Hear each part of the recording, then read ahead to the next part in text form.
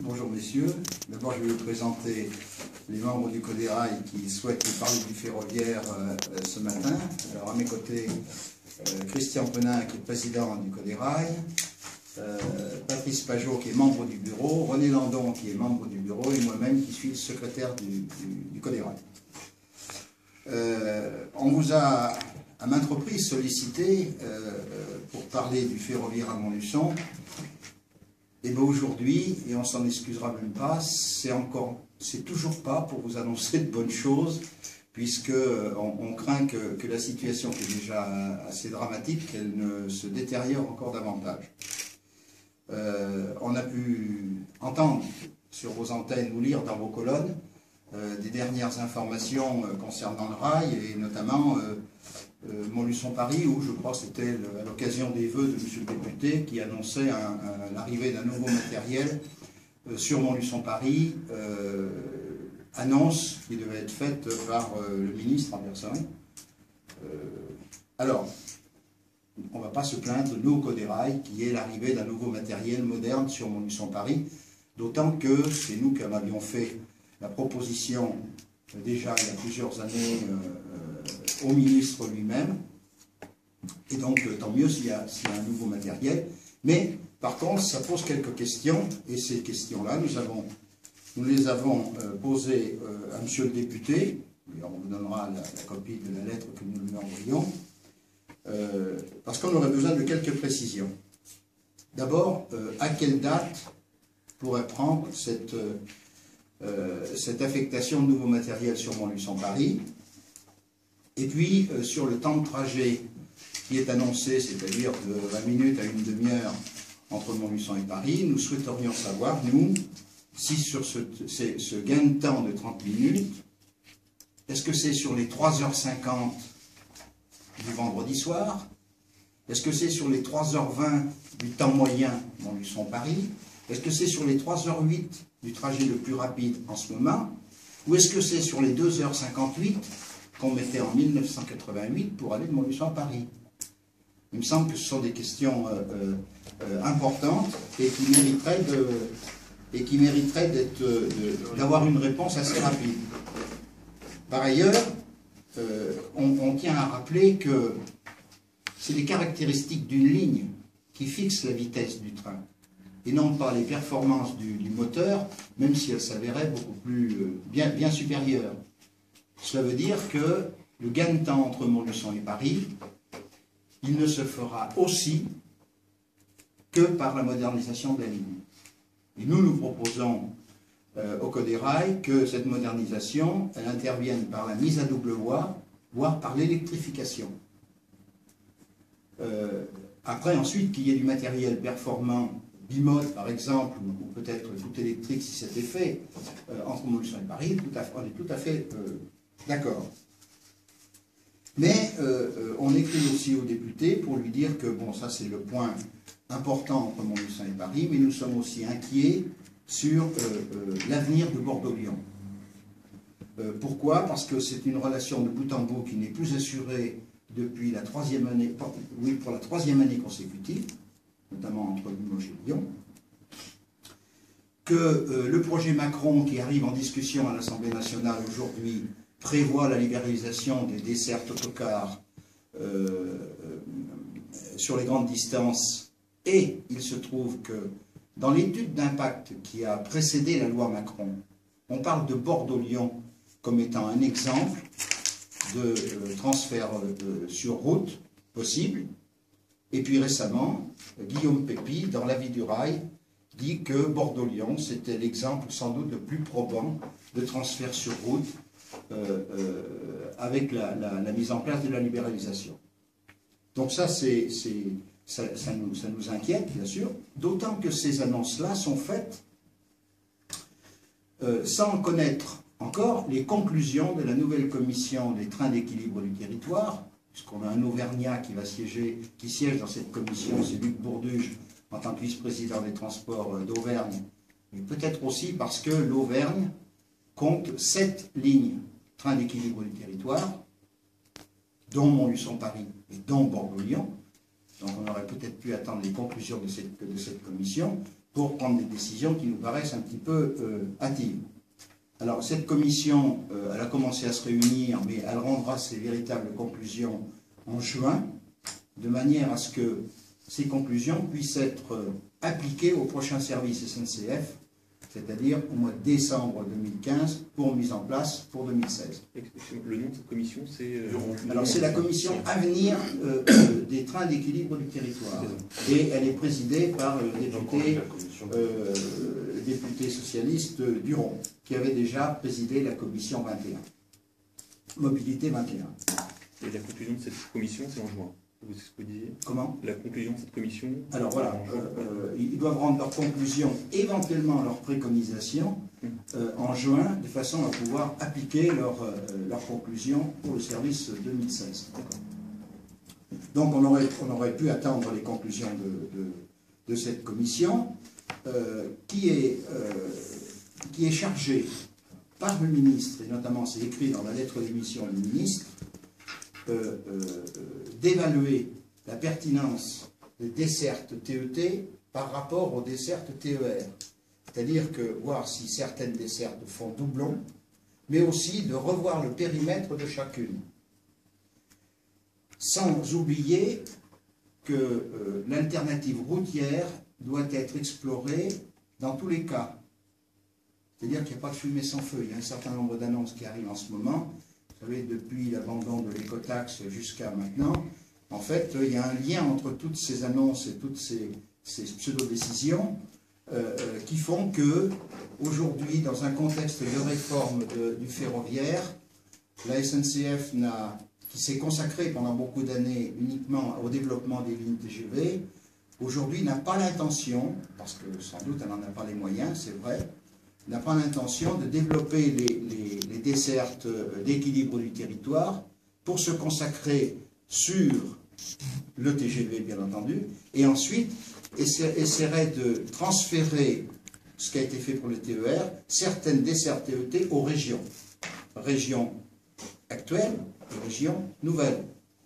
Puisqu'au 1er janvier 2016, la configuration des régions va être modifiée. Alors, ce n'est pas forcément plus rassurant pour nous, Montluçonnais, puisque on doute quand même de l'intérêt que pourraient avoir les gens de Lyon pour les dessertes Montluçon-Guéret. C'est sans doute pas leur préoccupation première, et donc ça nous inquiète. Mais aussi parce que ce sont des lignes nationales qui risquent d'être transférées aux régions. Ce sont des lignes nationales donc, qui étaient financées par l'État, et qu'on connaît la situation financière des régions, qui n'hésitent pas, chaque fois qu'on leur donne la parole, à dire que la contribution financière des régions pour l'organisation des TER, chose faite depuis déjà 2002, est vraiment insupportable, est un coût fantastique. En 2002, par exemple, la contribution financière de l'Auvergne pour les TER était de 52 millions d'euros. Elle sera pour cette année 106 millions d'euros. Ça a plus que doublé. Donc, ajouter au périmètre des lignes sous responsabilité régionale va obligatoirement se traduire par un coût surélevé, et c'est de là que les régions n'ont peut-être pas forcément la volonté politique, déjà, de pouvoir les prendre sur leur giron, et puis peut-être céder à quelques injonctions, notamment ministérielles, pour dire est-ce qu'on ne peut pas transférer ça sur route. Déjà, je ne sais pas si vous allez sur Internet, il y a déjà une compagnie d'autocars qui s'est proposée de faire du Bordeaux-Lyon, alors ce serait par là 89, mais qui s'est déjà proposé de faire du Bordeaux-Lyon avec un prix d'appel de 27 €. Essayez d'aller sur Internet aussi, dans la rubrique à côté, vous regarderez le prix d'un billet Bordeaux-Lyon par SNCF. Déjà, on vous dit c'est par Massy, ça se fera en 6h30, 6h45, et ça vous coûtera environ 140 €. Donc, du point de vue financier, il n'y a pas photo. Par contre, on se demande bien quel service on va rendre aux populations si on organise une desserte par l'autoroute. Il n'y a pas beaucoup de gens qui font du stop sur l'autoroute. Et donc les localités desservies habituellement, et pour ce qui nous concerne, c'est Périgueux, Limoges, Guéret, Montluçon, et avant Libourne, Coutras, et en plus Roanne et Lyon, il est bien évident que l'autobus ne va pas s'arrêter dans ces localités-là. Et donc on se pose la question de la pertinence de ces propositions. Un autre point que je voulais aborder, mais qui est lié avec ce que je viens de dire, c'est que vous avez entendu et lu que aujourd'hui il y a débat sur le futur tracé du TGV. Alors, sur le TGV, le Code des rails, il a eu une position toujours la même, c'est-à-dire que pour nous, le TGV, ça n'est pas la priorité. La priorité, c'est la modernisation de l'existant. Là-dessus, on est bien d'accord. Mais que si le TGV devait arriver, s'il arrive, parce que je vous rappelle quand même que son arrivée est prévue bien au-delà de 2030 et qu'il va falloir trouver entre-temps 14 milliards pour le financer. Donc, ça refroidit un peu les ambitions quand on a ces chiffres en tête. Mais que si ce TGV devait arriver, effectivement, la question du tracé se pose. Et nous avions, le Code des rails, adopté la position qui avait été prise en janvier 2012 par le Conseil économique et social d'Auvergne, c'est-à-dire le tracé le plus à l'ouest possible, et il restait que le tracé ouest à cette époque-là,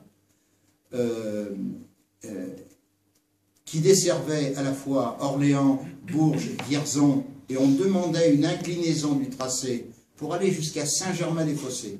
Et ce n'était pas pour faire original et d'avoir une gare dans l'Allier qui serait... Non, parce que Saint-Germain-des-Fossés, c'est une plaque tournante ferroviaire et qui donne l'accès à toutes les lignes train d'équilibre du territoire et les lignes TER. De Saint-Germain-des-Fossés, ou du moins passe à Saint-Germain-des-Fossés, les trains Lyon-Nantes, le train Paris-Clermont, les trains Bordeaux-Lyon, et pour accéder au sud de Clermont-Ferrand vers Béziers et Nîmes. Donc ce n'était pas une proposition en l'air, gratuite. Saint-Germain-des-Fossés nous paraissait donc intéressant. Mais il y a une autre raison pour laquelle nous étions prononcés pour le tracé ouest. C'est que en desservant Orléans, Vierzon et Bourges, on pouvait assurer la continuité territoriale par le biais de la grande vitesse vers Limoges et Toulouse. Et ça nous paraissait intéressant parce que ça nous faisait deux entrées dans le Massif central. L'une par Limoges, et la deuxième par le peuple Clermont-Ferrand. Aujourd'hui, on est obligé de constater que le tracé médian a la faveur du plus grand nombre, et dans le même temps, il y a le lancement de la déclaration d'utilité publique du barreau Limoges-Poitiers. Alors, je ne sais pas si vous regardez, mais si vous connaissez un peu la carte de France, de l'autre côté, on va passer le plus à l'est, de l'autre côté, on va passer le plus à l'ouest. Il se trouve que nous, on est au milieu. Et comme d'habitude, depuis plus de 50 ans, le Massif central est superbement contourné et honteusement ignoré. Et ça n'est pas pour nous plaire, bien évidemment, mais surtout, c'est parce que pour Montluçon, ça revêt une importance capitale. De Montluçon aujourd'hui, pour aller à Paris, vous passez par Vierzon. Et la plupart du temps, vous prenez une correspondance à Vierzon. Supposez que la relation Limoges-Paris s'effectue par Poitiers. Il est bien évident que la ligne Toulouse-Limoges-Paris, elle va perdre de sa consistance et elle va s'appauvrir en termes de fréquentation. Ça veut dire qu'on ne retrouvera surtout pas à Vierzon les mêmes conditions de correspondance pour aller sur Paris. On peut même imaginer, alors ça serait peut-être l'observation la plus cataclysmique, mais qui n'est pas inimaginable.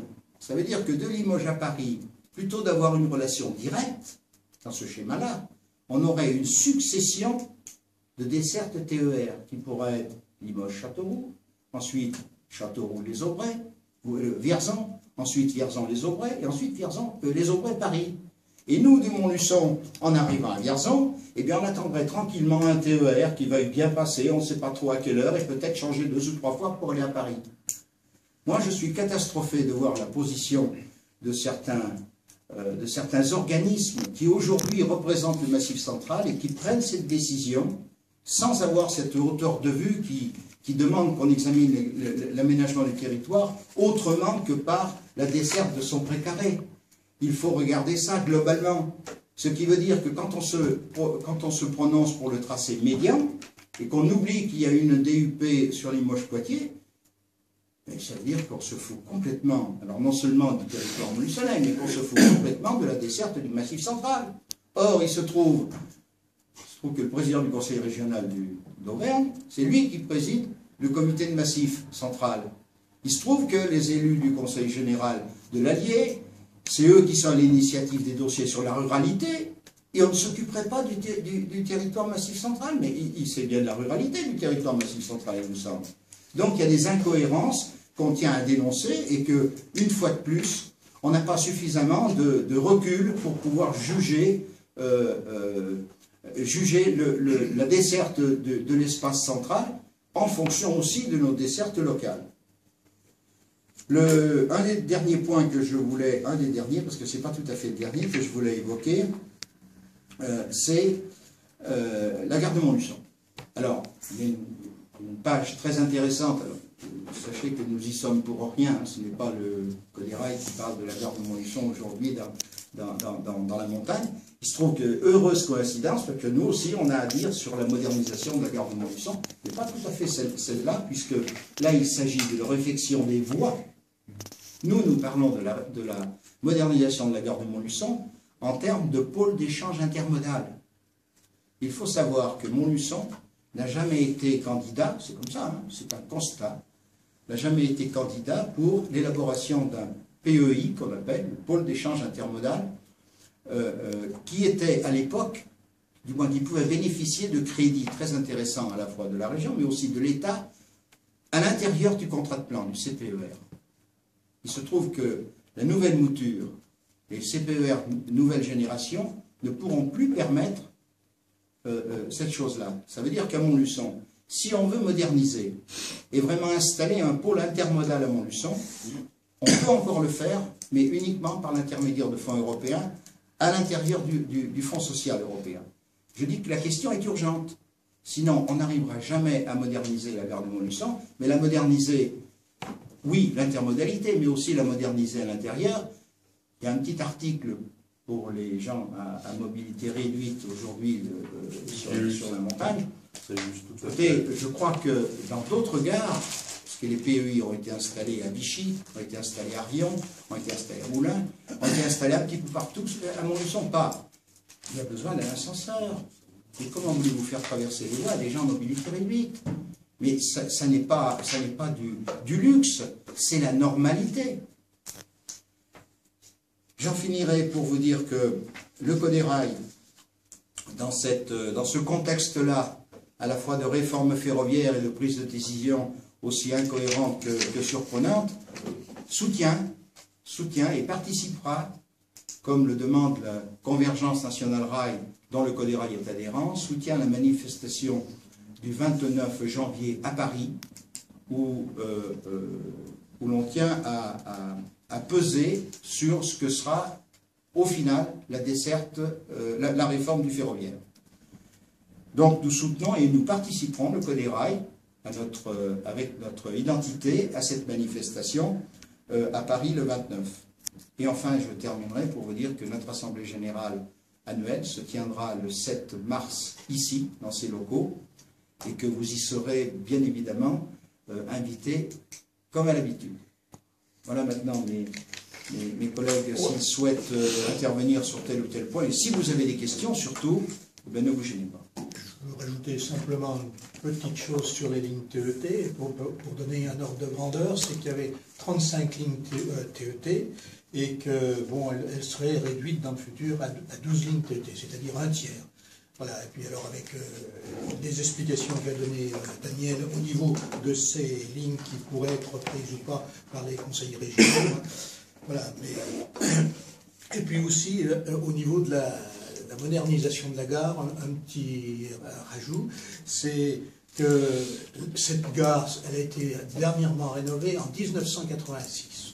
86 ou 87. C'est la dernière fois qu'il y a eu une modernisation, disons, disons, vraiment une modernisation de fond.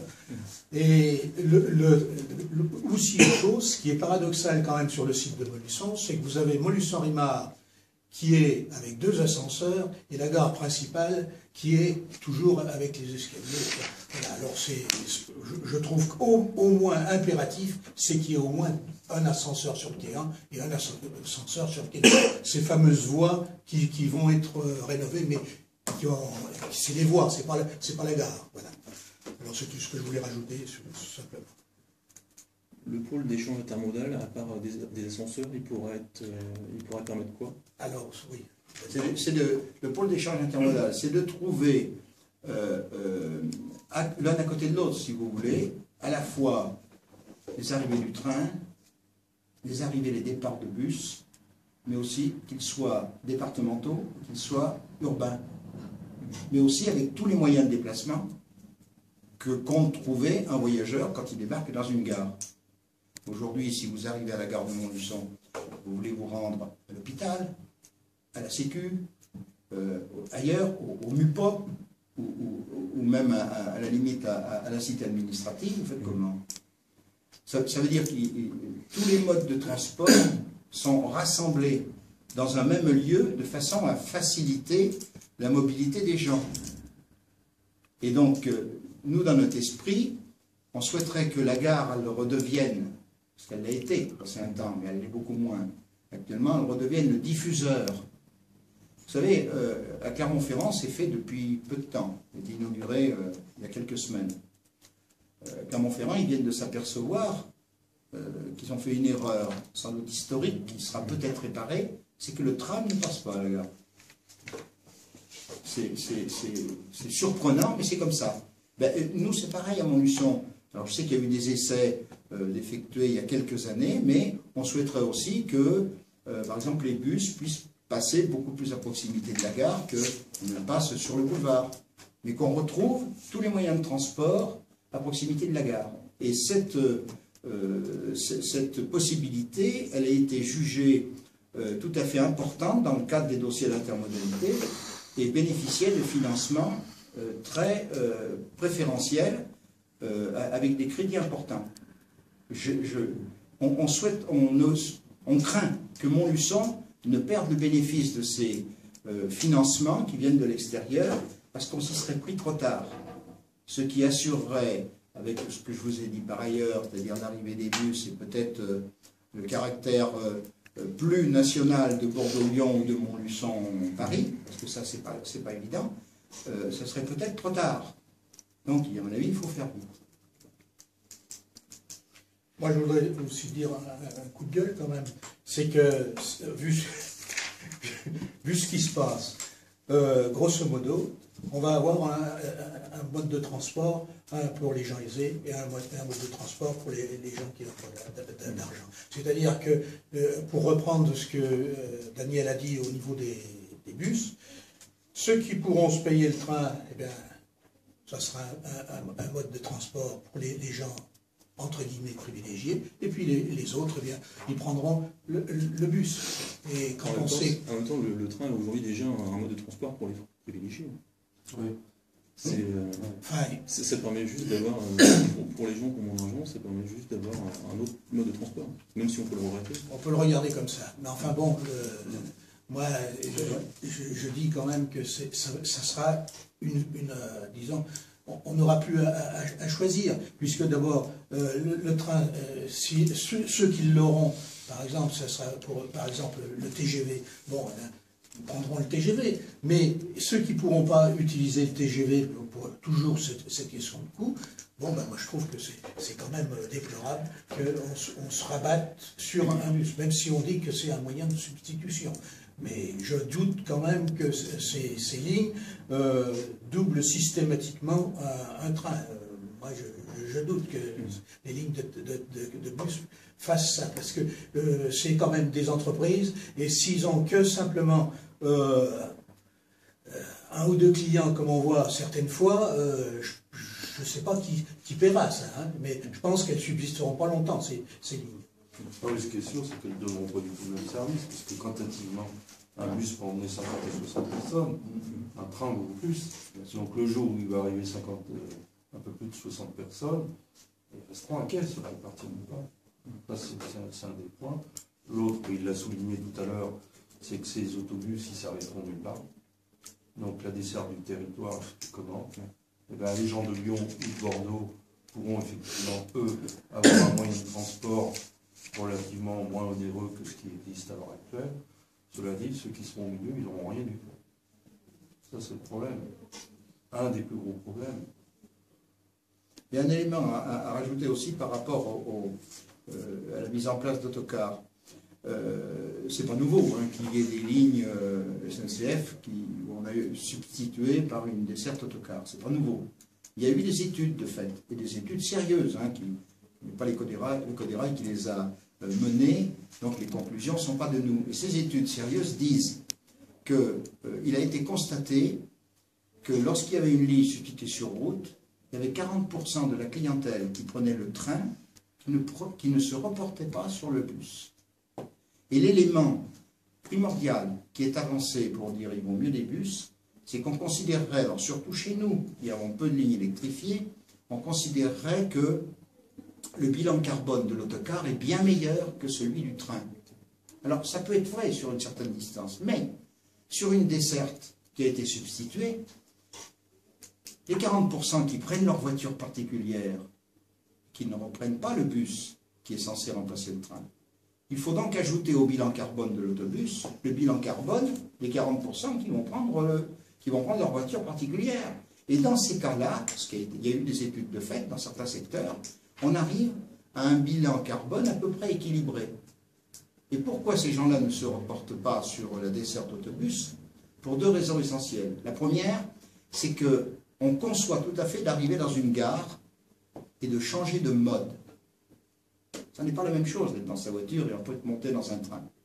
Par contre, arriver dans une gare, laisser sa voiture, prendre le bus, s'apercevoir qu'on va faire le même trajet qu'on aurait fait en voiture particulière, mais en mettant beaucoup plus de temps, c'est ce qui rebute les gens. C'est comme ça. Je ne dis pas qu'ils ont raison, qu'ils ont tort, c'est un constat.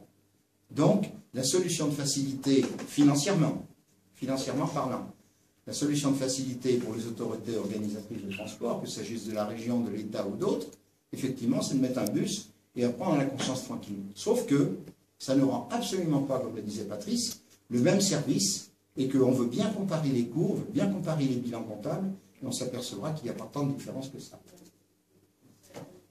Donc c'est un dossier important et qu'on risque de voir se développer chez nous, parce que franchement...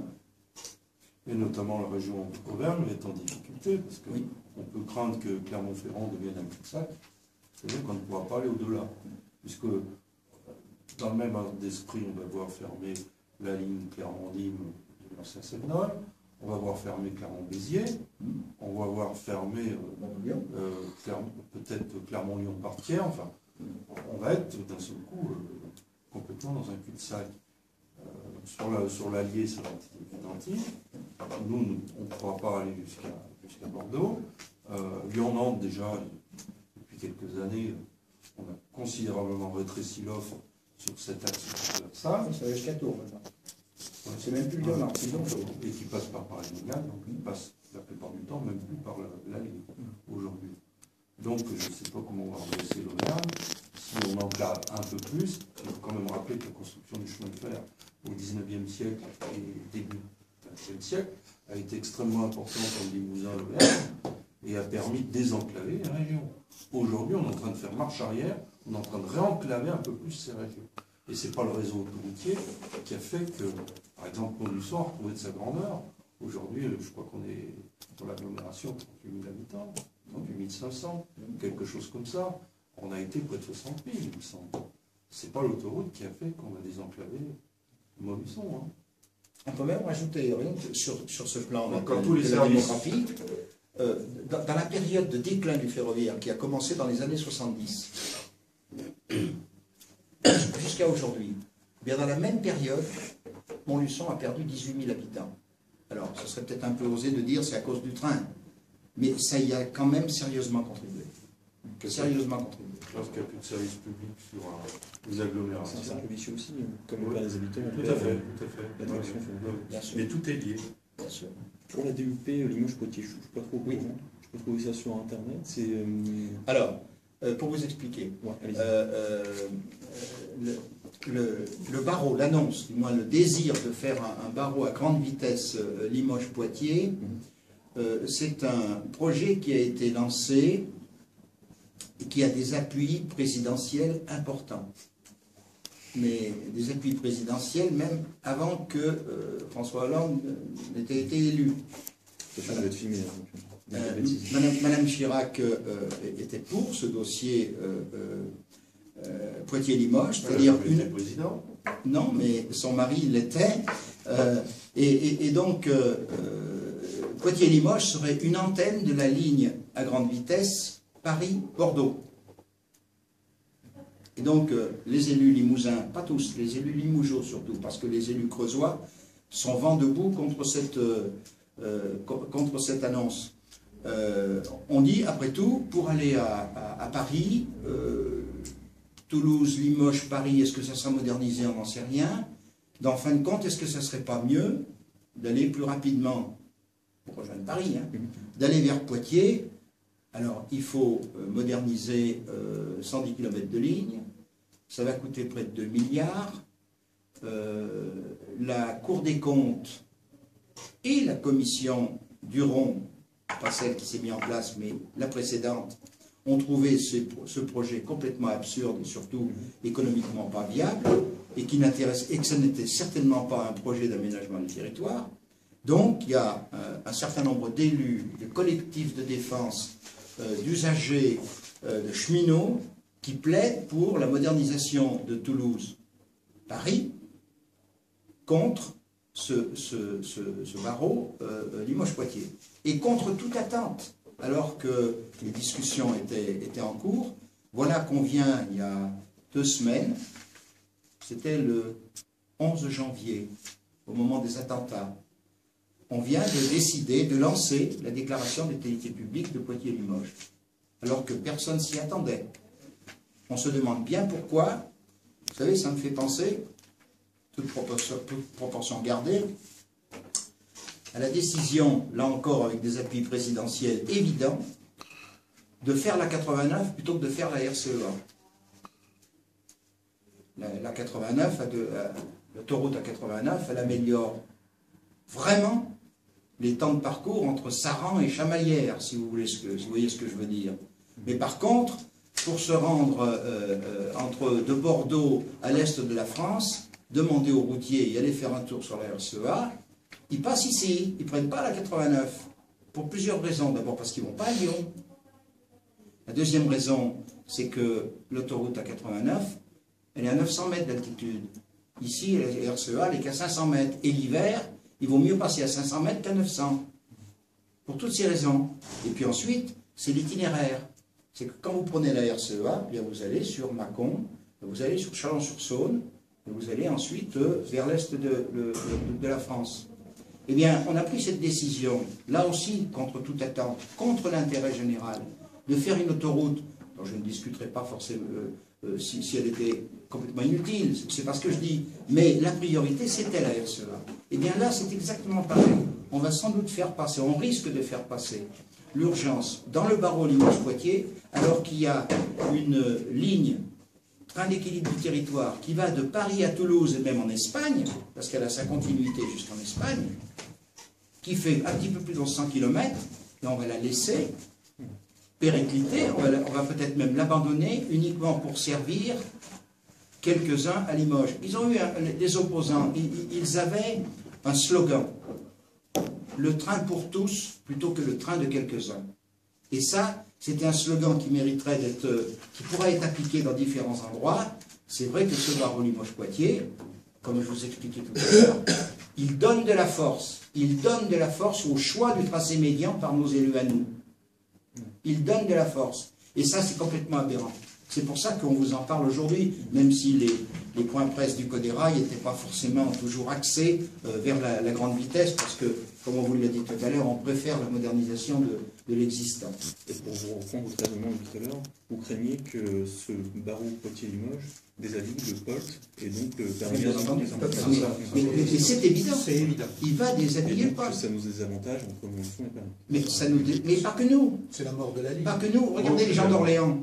Je ne parle pas des gens d'Orléans même, parce qu'il y a des gens, ils mettent aujourd'hui 52 minutes pour faire Orléans-Paris. Donc à la limite, ils n'ont pas besoin de grande vitesse. C'est vite fait, 52 minutes. Mais les gens d'Orléans, les gens de Vierzon et Bourges, qui eux voudraient être raccordés à la ligne à grande vitesse et même venir vers le sud, comment ils font? Et on ne peut pas dire que les soutiens, soit au barreau Limoges-Poitiers, soit au tracé médian, n'ont une préoccupation massive centrale. C'est pas vrai. C'est faux. Voilà, c'est une désertification. Si on fait un état des lieux actuels, on a 2 allers-retours directs au départ de Montluçon pour aller sur Paris, donc autour. Ceux-ci, ils se font par Bourges. Donc à l'époque, on a augmenté la durée du temps de parcours à cause de ça. Les 30 minutes dont on parlait tout à l'heure, on peut raisonnablement penser qu'ils sont là. Hein. C'est parce qu'on arrive à Bourges et qu'il faut faire un tête à queue, remettre une machine électrique devant, donc il y a une perte de temps quand même assez importante. Donc, et celui-là concerne effectivement les voyageurs au départ de Montluçon, de Bourges, qui se raccordent, Vierzon, et puis après il y a la desserte d'Orléans. Mais quant aux autres trains, ils partent donc de Montluçon et ils vont directement à Vierzon et rejoignent des Toulouse-Paris. Donc le jour où il n'y aura plus ces Toulouse-Paris qui passeront, on n'aura plus de train à rejoindre. Il faudra exclusivement partir avec des TER. Donc nous, on n'aura plus de train pour Paris. Surtout que, je rappelle quand même que dans cette commission du Rhône, ils vont également parler de l'avenir de Paris-Montluçon par Bourges.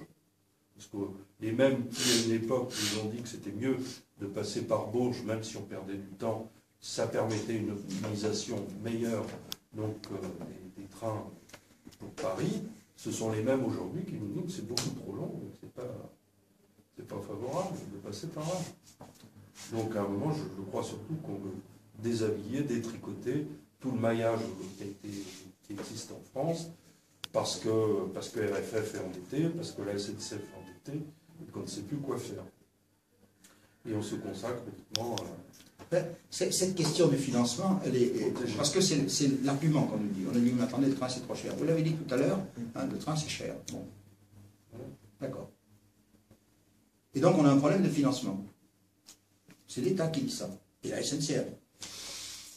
Ben, on dit, mais alors, attendez, pourquoi vous avez annulé l'écotaxe? Vous savez qu'aujourd'hui, au moment où je vous parle, le bilan de l'écotaxe, il a été fait par France Nature Environnement, un organisme environnemental qui n'est pas soupçonnable d'être dangereux activiste. Hein. Bon.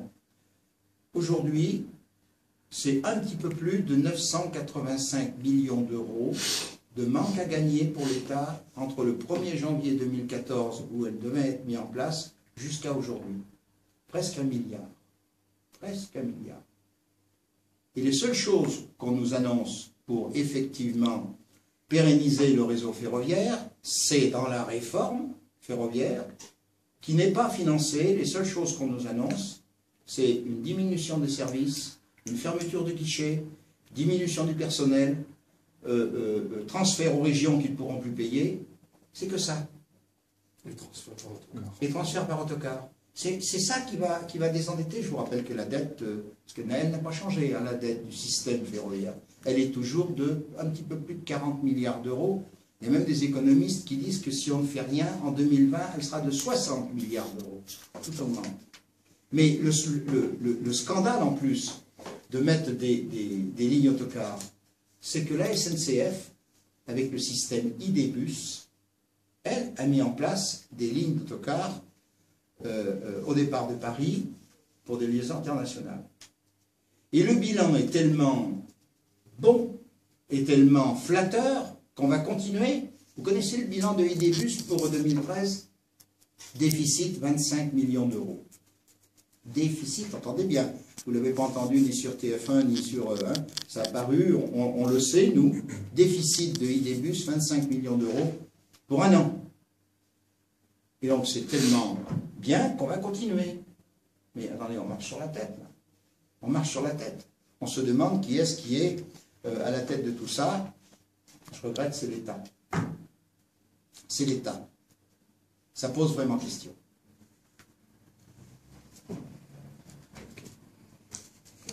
Juste une toute petite précision, c'est qu'on nous a parlé beaucoup de train d'équilibre du territoire. Alors, qu'est-ce qu'on a fait, nous? On a demandé à le membre de la commission qu'on avait sous la main, il aurait pu être d'ailleurs, mais c'était Luc Borduge.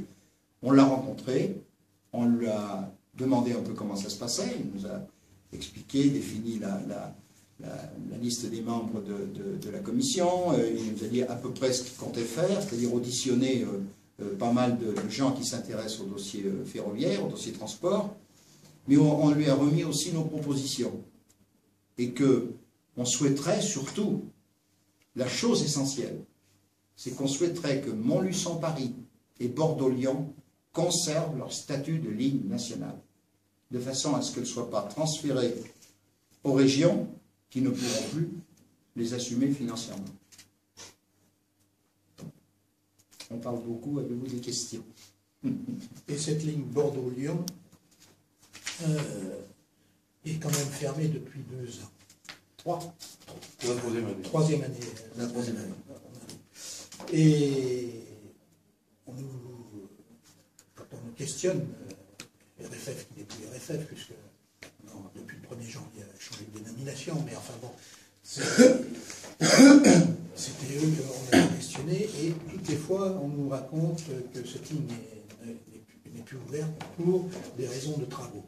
Et ces travaux, on a essayé, nous, Coderail, de savoir où ils se faisaient.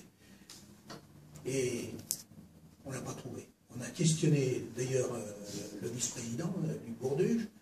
Lui, il dit qu'il y a des travaux, mais il a été incapable de nous dire exactement où c'est. On lui dit qu'il y a des travaux. On lui dit. Donc on lui a demandé déjà de nous dire où étaient ces travaux. Alors on voit déjà les difficultés déjà pour se renseigner. Deuxièmement, en plus, on sait qu'il y a un problème, c'est au niveau du matériel. Le matériel, c'était Rhône-Alpes qui s'en occupait. Aujourd'hui, on nous dit, ben non, on ne veut plus fournir le matériel. Voilà, alors on en est là avec cette ligne Bordeaux-Lyon, et qui est pourtant reconnue par beaucoup d'instances comme essentielle. Alors on nous dit, ben oui, c'est sûr que cette ligne est essentielle et il faut la maintenir. Mais n'empêche qu'on attaque la troisième année et elle est toujours fermée. Voilà. Alors aussi au niveau du coût aussi pour les voyageurs. Il y a quand même le système de billetterie de la SNCF n'est plus que celui qui existait auparavant. C'est-à-dire que quand on prenait un billet, on savait que 11 et tant de kilomètres, c'était tel tarif. Aujourd'hui, c'est plus du tout le même système. C'est un système qui est basé comme un peu... D'ailleurs, je crois que les logiciels sont... C'est un logiciel de l'aviation. C'est un logiciel de l'aviation. C'est-à-dire que, grosso modo, sûrement on affine moins que dans l'aviation, mais on fait des tarifs préférentiels. C'est-à-dire que si vous y prenez à l'avance, vous pouvez avoir des tarifs, disons, qui sont... entre guillemets, intéressant, parce que je dis, il faut bien récupérer à un moment ou à un autre l'argent, quoi. Hein. Alors, évidemment, ceux qui prennent leur billet normalement, ben, ils sont pénalisés par rapport à ceux qui le prennent 3 mois avant.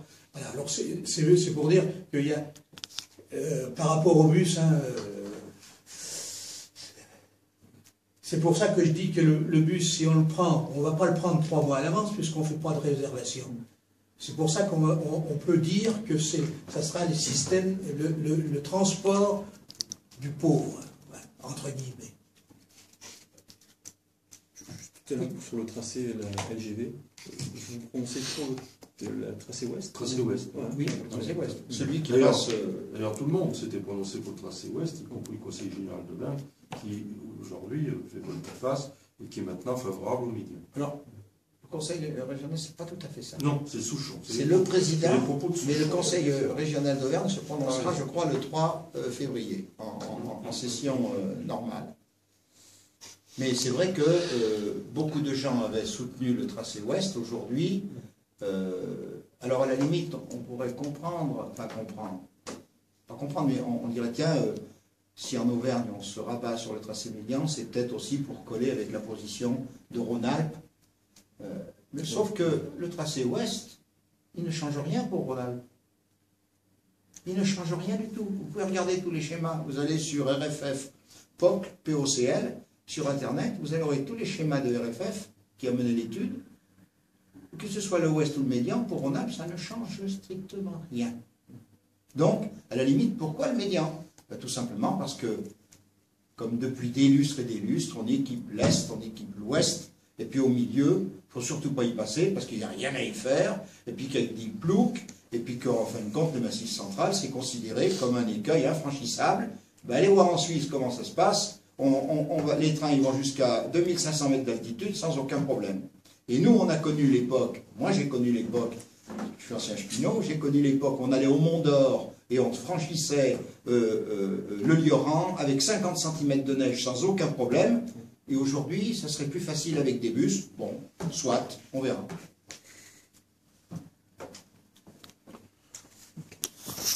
On a été trop long. Excusez-nous, il y en a beaucoup de choses à dire.